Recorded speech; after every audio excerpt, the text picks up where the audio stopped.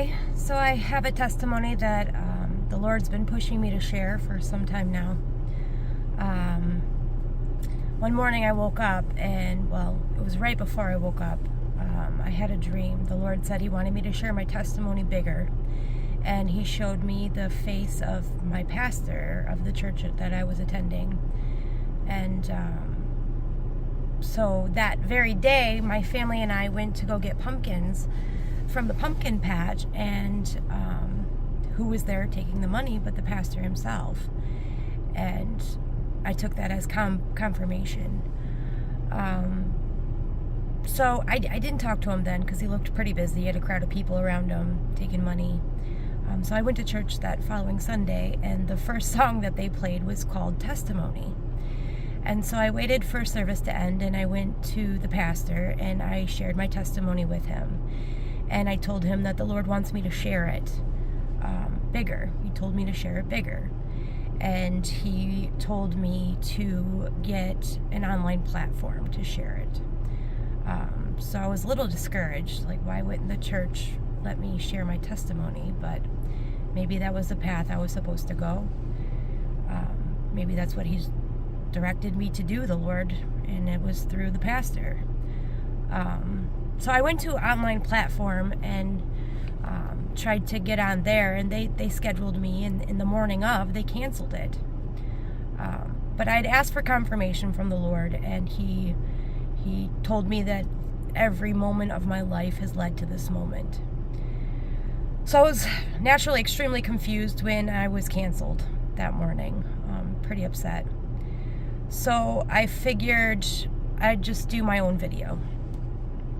I was born in a family of 5. My father was an alcoholic. He was a wonderful man. He was an operations manager. He was funny. He was intuitive. He was a great father. But when he drank, it was as if a demon entered him. And when I was 15, my mother had enough. And so she left. And she couldn't afford to care for us kids.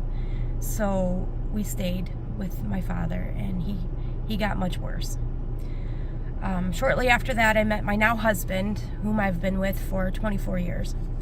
But shortly after, he and I ended up pregnant with our first daughter at the age of 16. I had many people when I was pregnant telling me to get an abortion, which I refused. It was never an option for me. I had somebody say, God forbid something happens to your father, what are you going to do? Which are words I'll never forget. My daughter was born, and a month and a half after she was born, my father committed suicide. And there I was with this little baby. And she was born with a mass on her left temporal lobe. And so in the midst of grieving for my father and just having a baby, my husband and I back then had broken up. And I was taking her for MRIs, and they said that surgery wasn't an option because there was a main artery going through the mass. So after moving probably 4 times within 2 months, looking for a place to call home, I went to bed that night, and I was completely low, utterly low. I had lost my home, I lost my father, lost my boyfriend. And now I'm dealing with this little baby who's got a mass on her left temporal lobe, and I don't know what that means. And I had prayed that night, and I asked the Lord to take it. And I told Him I didn't even really want to live anymore, but all I have is this little baby, and I needed His help. And so I laid her down that night, tightened a blanket on her stomach, because back then that was okay, in a playpen with a changing table above it. And on the changing table, I had a rosary, and I had the cross hanging down, and I put a dictionary over top of it so it wouldn't fall. And when I woke up in the morning, she was facing the ceiling, and the blanket was perfectly spread under her, and the mass was gone, and that rosary was across the room on the floor. I took her back to the doctor, and they said they didn't know what happened, that it was gone. And I said, I do. The Lord took it because I asked Him to. And so I think the biggest miracle in that wasn't that he took that mass. It was that I had felt like everybody I counted on at that point in my life had deserted me or had their own agenda. And he was there with me the whole time, helping me. And I wasn't alone. And, I took on this big responsibility of being a mother, and I wasn't ready for it. And he had helped me all along, the whole way. And that meant the world to me. That is the foundation of the faith that I have in the Lord Jesus, because he has shown me every single day that he has been with me. He uses the number 37 to show me that he's with me. And, my daughter, she has asthma, and one day her and I worked together, and we went to work that day, and she had asthma, and we worked pretty early in the morning, and we worked a full day, and got home, and I decided to take her into the hospital. And it was a long night at the hospital. We had gotten home 12 o'clock at night after starting work at 6 a.m. And I was sitting there thinking about my day and thinking, at least I'm never alone. And then I heard a voice, and I thought maybe I am alone sometimes, because sometimes it feels like it. And he said to me, "I never leave you." And I said, "Oh, sure, you never leave." And he said, "Count the lights on the LED lights on the ceiling from the point that it's plugged in to the corner." And I thought, how weird. So I counted the lights, and it was 37 lights. And that's just one example of many for how he shows me that he's with me. My husband and I did get back together, and we married, and we had 5 kids total. My last little girl didn't make it into the world. And I'd suffered with Meniere's disease for 7 years. I had 9 drop attacks within 2 years.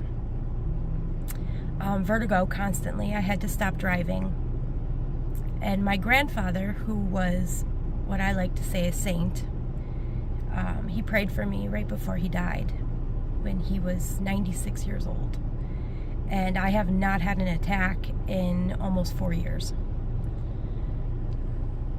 I have so much more I could say.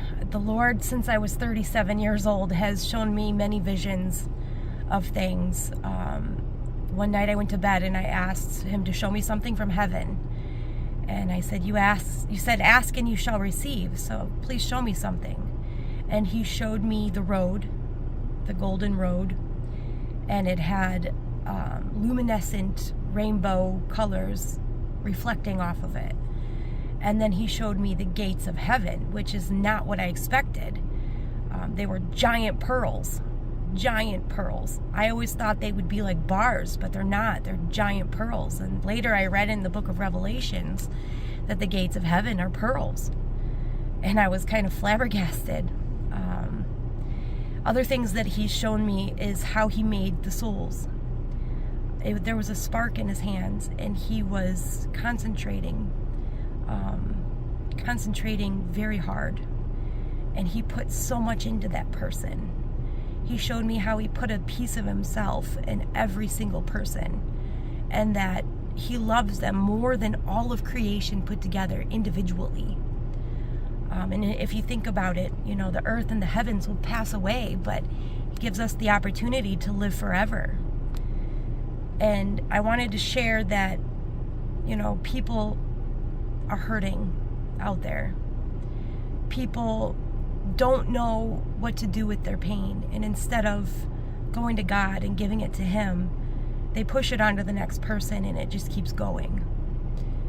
And so I want people to know that you gotta help people heal through love and treat people like God is in them, because he is. And that's really all I have to share right now. I'm completely out of my comfort zone. This is not my thing, but he wanted me to do this, and so here it is.